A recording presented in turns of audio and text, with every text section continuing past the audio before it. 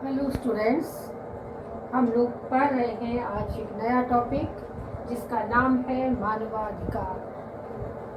5 number का प्रश्न बनते हैं इस पे।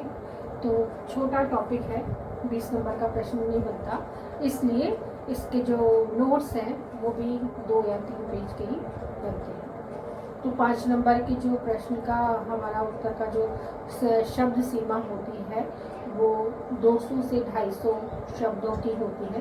तो इस बात का ध्यान रहे कि जो भी हम 5 नंबर के प्रश्न में कंटेंट डालें वो इतने प्रभावी हो कि हमें 5 में से अच्छे नंबर मिल पाए। तो शुरुआत करते हैं अपने इस नए टॉपिक की जिसका नाम है मानवाधिकार। शब्द से समझ में आता है कि ये 2 शब्दों से मिलकर बना है।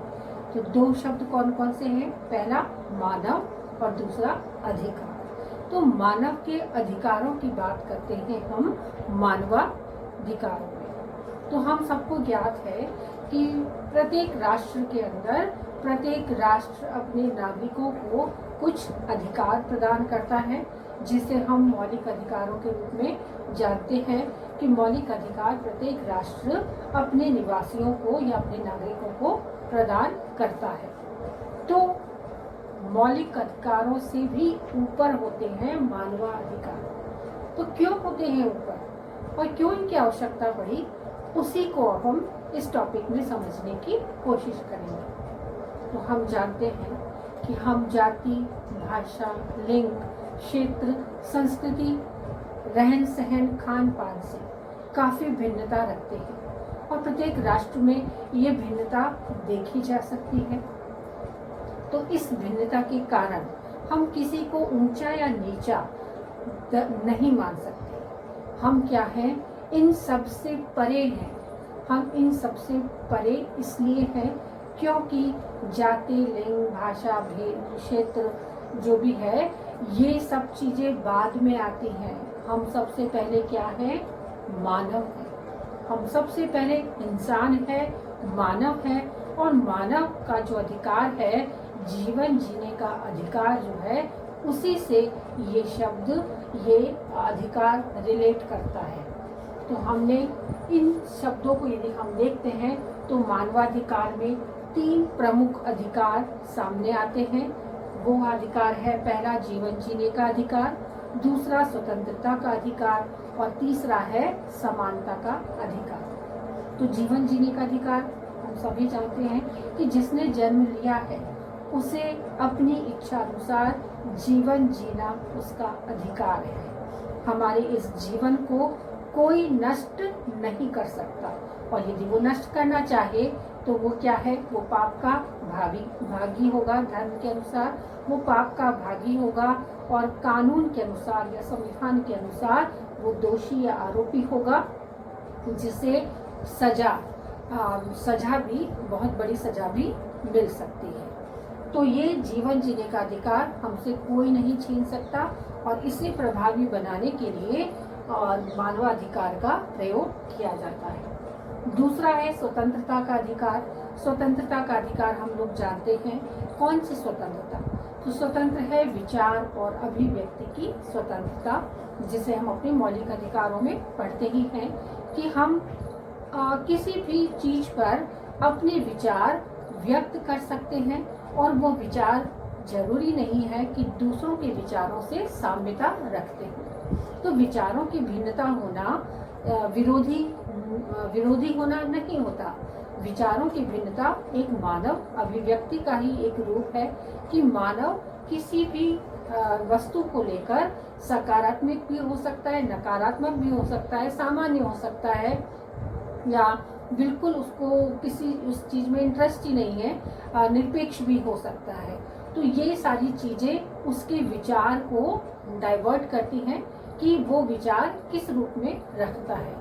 यानी कि विचार रखता है, नहीं रखता है, सामान्य रखता है, मध्य रखता है, या बिल्कुल नहीं रखता, निरपेक्ष रहता है। तो ये स्वतंत्रता जो है विचारों की स्वतंत्रता कहलाती है। और दूसरा से शब्द जुड़ा है अभिव्यक्ति का, कि वो अपने विचारों को किस रूप में अभिव्यक्त करता है, यानी उसके कहने का तरीका उसके ऊपर स्वयं पर निर्भर करता है कि वो अपने विचारों की अभिव्यक्ति जैसा करना चाहे उसी के अनुरूप वो कर सकता है, क्योंकि हर व्यक्ति अलग परिवेश में पला बड़ा होता है। हर व्यक्ति का एक अपना बुद्धि का दायरा होता है और बुद्धि और परिवेश से ही फर्क पड़ता है अभिव्यक्ति का। तो अभिव्यक्ति जो होती है, बॉडी लैंग्वेज जो होती है, हमारी अभिव्यक्त करने का जो तरीका होता है वो इस पर निर्भर करता है अपने आसपास के सामाजिक वातावरण में, अपने आसपास की या जिस परिवेश में हम पले बड़े हैं उस पर हमारी अभिव्यक्ति निर्भर करती है, और इसी को हम स्वतंत्रता के अधिकार के दायरे में लेते हैं। तीसरी बात आती है समानता के अधिकार के बारे में। तो समानता की जब हम बात करते हैं तो जब ईश्वर ने सभी मनुष्यों को समान रूप से बनाया है, समान रूप से मतलब सबको 2 आंखें दी है, सबको 2 कान दिए हैं, सबको 2 हाथ दिए हैं, सबको 2 पैर दिए हैं, सबको मस्तिष्क दिया है, एक मुंह दिया है बोलने के लिए, सांस लेने के लिए नाक दी है। तो ये ईश्वर प्रदत्त है हमारा जीवन। तो ये क्या है, सबको जब ईश्वर ने समान दिया है तो किसी दूसरे व्यक्ति को ये अधिकार नहीं है कि वो उस अधिकार को छीने या नुकसान पहुंचाने का प्रयास करे। तो मानवाधिकार इसी से रिलेटेड अधिकार है जो हमें जीवन, स्वतंत्रता और समानता का एक मिश्रित रूप प्रदान करता है, जिसका जो हम देखते हैं कि जीवन जीने का जो अधिकार है वो हर राष्ट्र में अलग रूप में देखा गया है। मानवाधिकारों के बारे में बहुत सारी मान्यताएं चलती हैं अलग अलग राष्ट्रों में।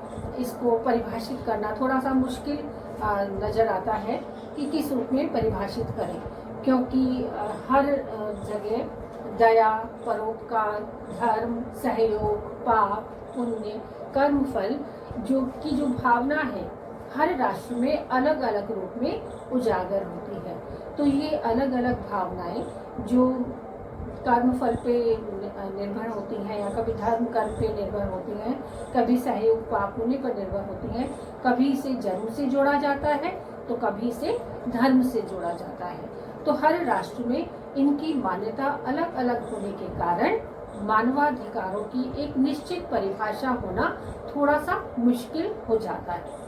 फिर भी जो राजनेता हैं उन्होंने इसे कहीं ना कहीं इस प्रारूप में प्रस्तुत किया है कि मानवाधिकारों को बनाया जाए और ये मौलिक अधिकारों से भी अधिक आवश्यक अधिकार है जिसे हर राष्ट्र द्वारा अपनाया जाना आवश्यक है। इसलिए 10 दिसंबर को मानवाधिकार दिवस के रूप में मनाया जाता है। और भारत के अंतर्गत भारत में जो मानवाधिकार आयोग की जो स्थापना हुई थी, एक अलग से आयोग है जिसके सदस्यों को, अध्यक्ष को राष्ट्रपति के द्वारा निर्वाचित किया जाता है। तो मानवाधिकार आयोग एक बहुत ही बड़ा आयोग है। तो मानवाधिकार संरक्षण जो है ये एक तो समानता पर आधारित सामाजिक जीवन हेतु है जिसे जन्म से जोड़ा गया है सामाजिक जीवन पे। और दूसरी बात हम मानवाधिकारों की जब करते हैं तो मानव अधिकार संरक्षण अधिनियम 1999 में भारत में एक स्थायी रूप में अपनाया गया, जिसे 2006 में पुनः संशोधित किया गया था। मानवाधिकार दिवस 10 दिसंबर को मनाया जाता है।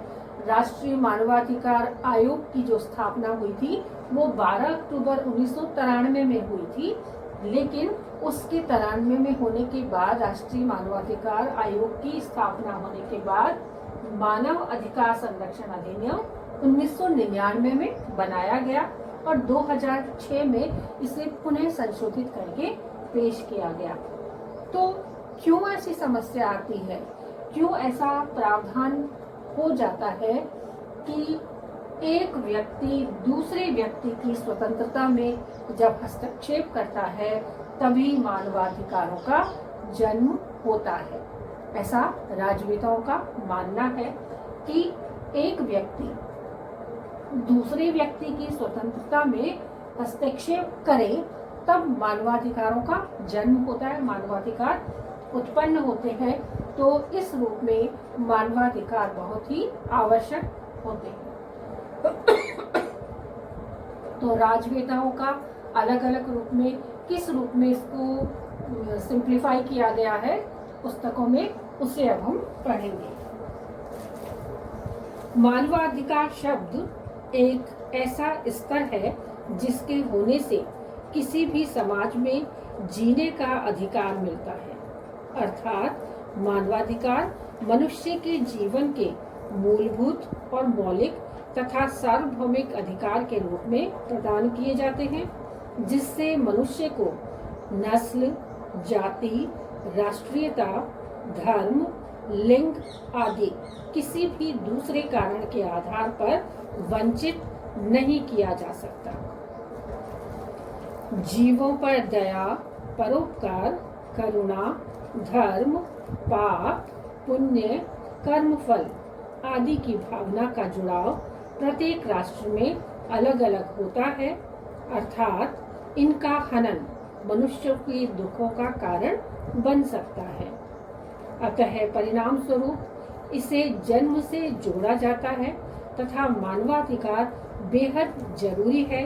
और दुनिया में बड़ी संख्या में बुद्धिजीवी, चिंतकों व समाज सुधारकों ने जन्म लिया है, जिससे शिक्षा का दायरा काफी विकसित हो गया है।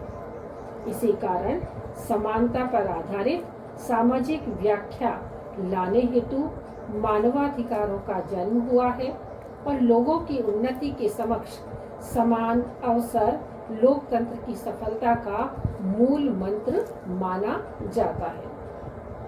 तो जब हम समानता की बात करते हैं तो समानता का जो अधिकार है वो लोकतंत्र की सफलता का मूल मंत्र है।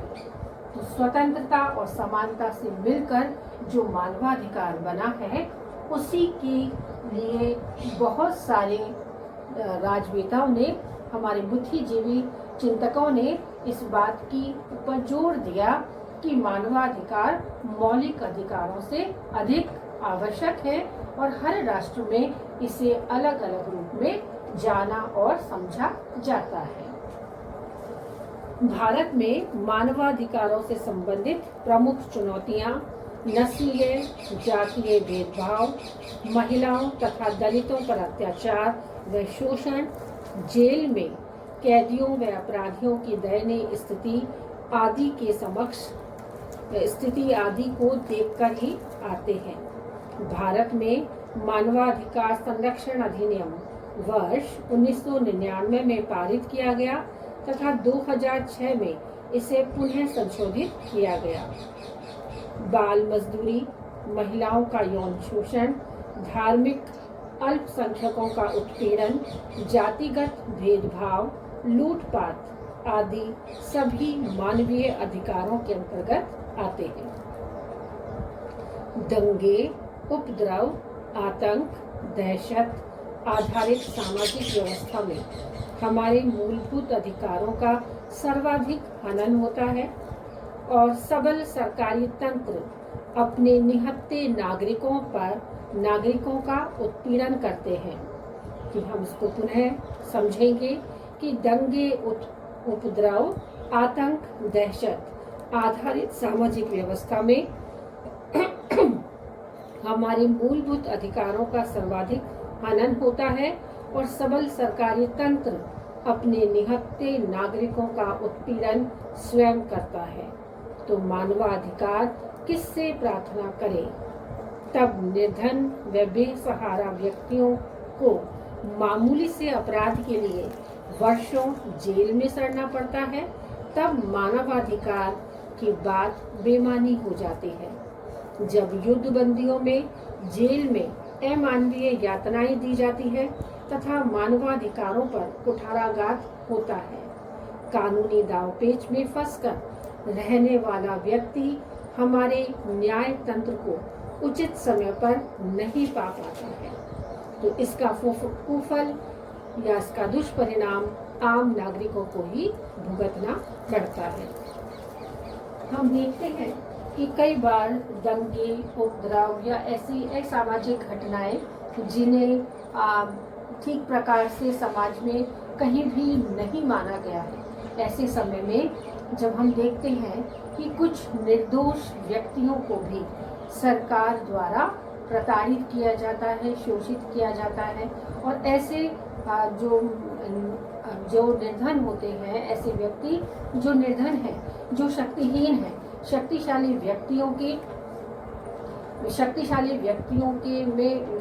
व्यक्तियों के साथ में फंस जाते हैं।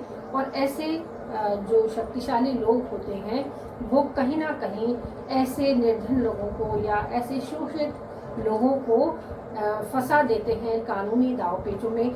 तब ये मानवाधिकार बेमानी साबित हो जाते हैं, क्योंकि बेसहारा और निर्धन लोगों के पास ज्ञान का अभाव होता है, और कहीं ना कहीं हमारा मानवाधिकार ऐसे लोगों को प्रताड़ित करने में कहीं भी कसर नहीं छोड़ता। कि कई बार देखा गया है कि मामूली से अपराध को लेकर ऐसे बेसहारा लोग वर्षों जेल में सड़ते हैं, और आरोपी जो होते हैं, आरोपी लोग खुले अपना जीवन यापन करते हैं। इससे उन दरिंदों की जो शक्ति है और अधिक बढ़ जाती है, और वो गलत कार्यों को और भी अधिक गलत तरीके से करने का समय समय पर प्रयास करते रहते हैं। इसलिए मानव अधिकारों के लिए मानव संरक्षण अधिनियम लागू किया गया है कि ऐसे उपद्रवी लोगों को या कभी कभी युद्ध बंदियों में जो सेना जेल में जो अपराधी होते हैं उनके साथ भी ऐसा अमानवीय बर्ताव किया जाता है जो काफी निंदनीय है, जो धर्मानुकूल नहीं है, जो कानून के अनुकूल नहीं है, जो हमारे भावनाओं के अनुकूल नहीं है। ऐसी दरिंदगी को मिटाने के लिए ही मानवाधिकारों की आवश्यकता को महसूस किया गया। मानवाधिकारों की व्याख्या करना एक समस्या है, एक समस्या का अन्य पहलू है, क्योंकि मानवाधिकारों की व्याख्या प्रत्येक राष्ट्र अलग अलग ढंग से करता है। कई देशों ने इसे धार्मिक अधिकारों के साथ जोड़कर देखा है, तो कईयों ने इसे धर्म और कानून की आड़ में कुचल दिया गया है। जनाधिक्य वाले देशों में पुलिस यंत्र समाज में निचले वर्गों पर अपना कहर बरसाता है, जहां उन बच्चों के अधिकारों को उनके अभिभावकों द्वारा ही कम कर दिया जाता है, जिससे कमजोरों में संरक्षण के लिए कोई कानून नहीं है। भारत का दुर्भाग्य है कि वह सदैव से ही मानव स्वतंत्रता का पक्षधर रहते हुए भी कई बातों में असंवेदनशील हो जाता है। मानवाधिकारों का उल्लंघन करने वाले ये जानते हैं कि वे सलाखों के पीछे पहुंच भी जाएंगे तो उन्हें बाहर निकालने का रास्ता मालूम है। मानवाधिकारों की सीमा क्या है, यह समझना भी मुश्किल है, क्योंकि वर्तमान का युवा वर्ग व भ्रष्ट अवसर अश्लीलता को, गलत कामों को करीब से देखते हुए भी चुप रह जाते हैं। अर्थात समाज में फैली हुई इस दुर्व्यवस्था को अव्यवहारिक बनाने का जिम्मेदार कौन है। तो हमें इस बात को समझना होगा कि मानवाधिकारों को बढ़ावा देने के लिए बुद्धिजीवी वर्ग को अधिक जागरूक बनना होगा और उन्हें समय रहते इस समस्या का समाधान ढूंढना होगा। हमारे समाज में जब बढ़ते हैं ऐसी घटनाएं होती हैं या अपराध बढ़ते हैं, तो उसमें कहीं ना कहीं बुद्धिजीवी वर्ग का असंवेदनशील होना हो जाता है या मौन रहना रह जाता है कि वो जानते बूझते हुए भी कहीं ना कहीं ऐसा कार्य कर बैठते हैं जो सामाजिक रूप से कहीं भी सत्यता नहीं रखता, जहाँ ऐसा कोई प्रमाण नहीं है जहाँ पर इस जीवन जीने के अधिकार को या स्वतंत्रता या समानता के अधिकार को एकजुट होकर किसी बुद्धिजीवी वर्ग ने उसका बीड़ा उठाया हो कि हम शोषित और दमित और शक्तिहीन लोगों का सहारा बनेंगे और उन्हें इस शोषण और असंवेदनशील जीवन से जो अपनाया जाता है उससे एक दूरी बनाने में कामयाब रहेंगे। ऐसा बुद्धिजीवी जीव को करना होगा, तभी मानवाधिकार कहीं ना कहीं अपना जो विशेष मकसद है उसे पूर्ण कर पाएंगे। लेकिन मानवाधिकार दिवस मनाने के कुछ कारण हैं, कुछ उद्देश्य है।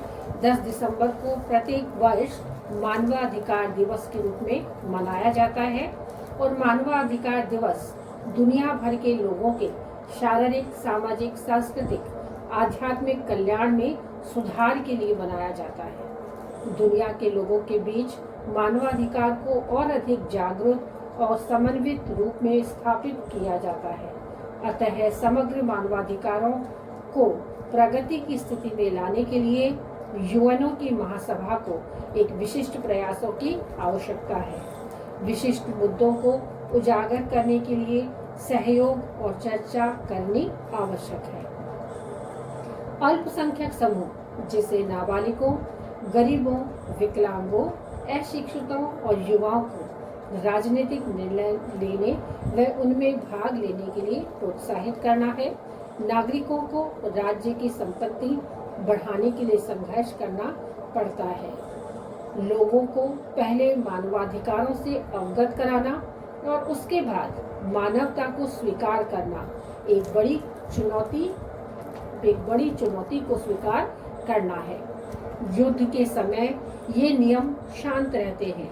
एक व्यक्ति के अधिकार वहाँ समाप्त हो जाते हैं जब वो किसी अन्य व्यक्ति की स्वतंत्रता का हनन करता है या स्वतंत्रता में हस्तक्षेप करता है। विश्व की एक बड़ी त्रासदी है कि बुरे व्यक्तियों का दमन अत्याचार से नहीं वरन अच्छे लोगों के मौन रहने से हुआ है। अतः विश्व की इस विडंबना को हमें मिटाना होगा कि यदि हमें मानवाधिकारों को वास्तविक रूप दिलाना है तो बुद्धिजीवी वर्गों को एक विशिष्ट भूमिका में आना होगा और इस त्रासदी को मिटाना होगा। दुर्भाग्य है हमारे देश का और विश्व का कि बुद्धिजीवी लोग इन सब बातों को जानते बूझते हुए बहुत सारे बार कई सारे ऐसे उदाहरण देखे जा सकते हैं जब उन लोगों को शोषण और दमन का रास्ते पर भटकने देते हैं और उनके लिए कुछ नहीं कर पाते। तो हमें मानवाधिकार दिवस तो मनाना अच्छी बात है कि हम मानवाधिकार दिवस 10 दिसंबर को मनाते हैं, लेकिन हमें उन सब जो कानूनी कार्यवाही है उनको मानने से पूर्व हम सब इंसान हैं।